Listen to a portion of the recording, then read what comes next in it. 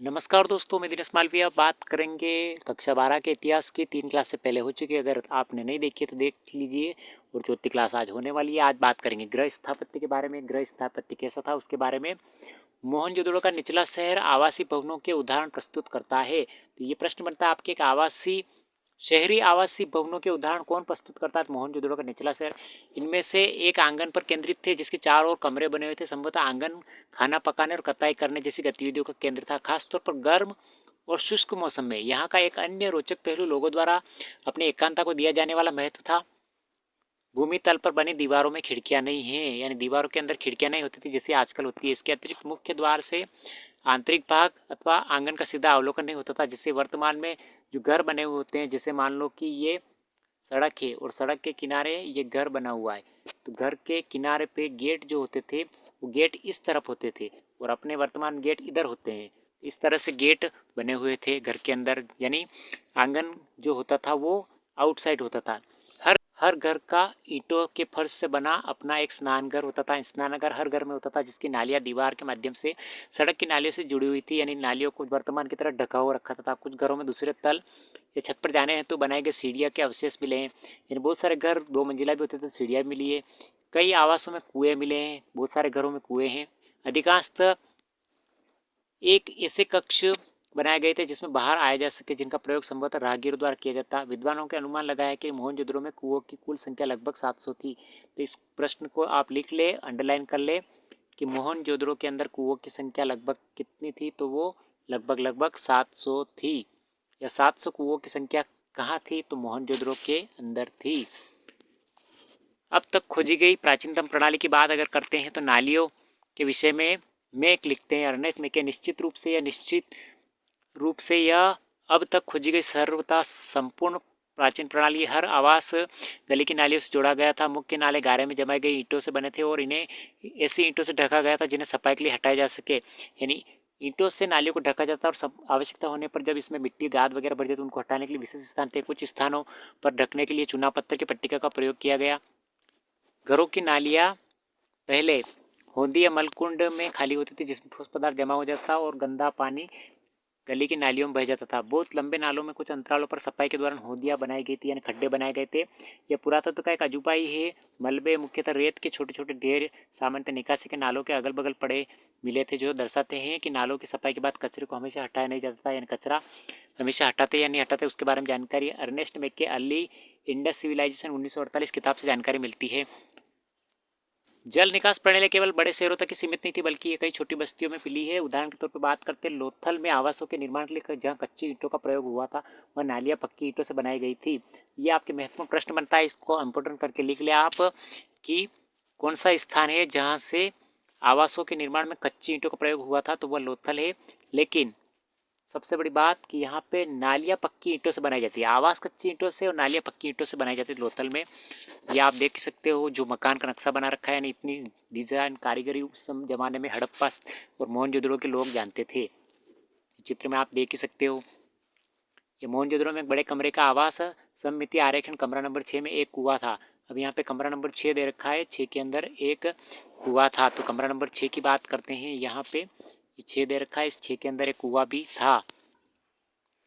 इस संरचना का अनोखापन तथा दुर्ग क्षेत्र में कई विशिष्ट संरचनाओं के साथ इनके मिलने से इस बात का स्पष्ट संकेत मिलता है कि इसका प्रयोग किसी विशेष प्रकार के अनुष्ठानिक कार्य के लिए किया जाता था, यानी विशाल स्नानागार का प्रयोग विशिष्ट अनुष्ठानिक कार्य के लिए किया जाता था।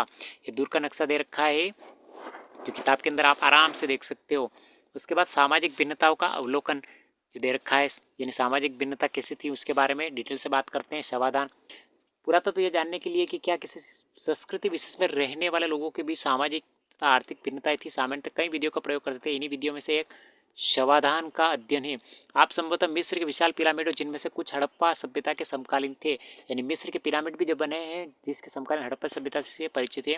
इनमें कई पिरामिडों को राजकीय समाधान यानी राजा के शव के रूप में बनाया गया था, जहाँ बहुत बड़ी मात्रा में धन संपत्ति दफनाई गई थी। राजा के मरने के बाद उनको दफनाया जाता था मिस्र के अंदर, वहाँ पे धन संपत्ति भी उनकी दफनाई जाती थी। हड़प्पा स्थलों से मिले समाधानों में आमतौर पर मृतकों के गर्तों या गर्त यानी खड्डों में दफनाया गया। कभी कभी शवाधान गर्त की बनावट एक दूसरे से भिन्न थी। कुछ स्थानों पर गर्त की सतह पर ईंट की चिनाई की गई थी क्या ये विविधताएं सामाजिक भिन्नता की ओर संकेत करती, कहना कठिन है। यानी अलग अलग समाधान देखने को मिले हैं। कब्रों में मृतभांड और आभूषण मिले हैं। कब्र की खुदाई की गई तो उनके अंदर मृतभांड भी मिले हैं, बर्तन भी मिले हैं, बर्तन भी दफनाते थे साथ में, और आभूषण भी मिले हैं, जो संभवतः ऐसी मान्यता की ओर संकेत करती जिसके अनुसार इन पहलुओं का मृत्युपरांत प्रयोग किया जा सकता। पुरुषों और महिला दोनों के शवाधानों में आभूषण मिले हैं। यानी शवाधान में आभूषण किसके मिले हैं? पुरुष और महिला दोनों के मिले हैं। 1980 के दशक के मध्य में हड़प्पा के कब्रिस्तान में हुए उत्खनन में एक पुरुष की खोपड़ी के समीप शंख के 3 छल्लों जेस्पर, एक प्रकार के उपनर्तन के मनके, सैकड़ों की संख्या में सूक्ष्म अंकों के बना एक आभूषण मिला था। कहीं कहीं पर मृतकों को तांबे के दर्पण के साथ दफनाया जाता था। तांबे का दर्पण का चित्र आप देख ही सकते हो। तांबे के दर्पण का जो चित्र दे रखा है, इस चित्र के साथ व्यक्ति को दफनाया जाता था। इसे दर्पण भी बहुत सारे मिले हैं। और परंतु कुल मिलाकर ऐसा लगता है कि हड़प्पा सभ्यता के निवासियों का मृतकों के साथ बहुमूल्य वस्तुएं दफनाने का विश्वास नहीं था।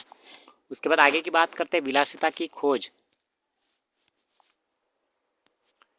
सामाजिक भिन्नता को पहचानने की एक अन्य विधि वैसी वस्तुओं का अध्ययन है जिन्हें पुरातत्वविद मोटे तौर पर उपयोगी तथा विलास की वस्तुओं में वर्गीकृत करते हैं। पहले वर्ग में रोजमर्रा के उपयोग की वस्तुएं सम्मिलित थी जिन्हें पत्थर अथवा मिट्टी जैसे सामान्य पदार्थों से आसानी से बनाया जाता है। इनमें चक्कियाँ, मृतभांड, सुइया, जावा आदि शामिल है। ये वस्तुएं सामान्यतः रूप से बस्तियों में सर्वत्र पाई गई। पुरातत्वविद उन वस्तुओं को कीमती मानते हैं जो दुर्लभ होती है और महंगी होती है, उनको वैसे भी कीमती वस्तु ही माना जाता है। और स्थानीय स्तर पर अनुपलब्ध पदार्थों से जटिल तकनीकों से बनी हो। इस प्रकार फयांस घिसी हुई रेत या बालू अथवा रंग और चिपचिपे पदार्थ के मिश्रण को पकाकर बनाए गए पदार्थ के छोटे पात्र संभवतः कीमती माने जाते हैं। इन्हें बनाना कठिन था। इसको आप अंडरलाइन कर ले। फयांस क्या होता था? फयांस से बना एक पात्र, यानी फयांस घिसी हुई रेत और बालू तथा रंग और चिपचिपे पदार्थ के मिश्रण को पकाकर बनाया गया पदार्थ। तो फयांस को आप अंडरलाइन करके अपनी कॉपी में लिख ले। महत्वपूर्ण प्रश्न ये बनने वाला है।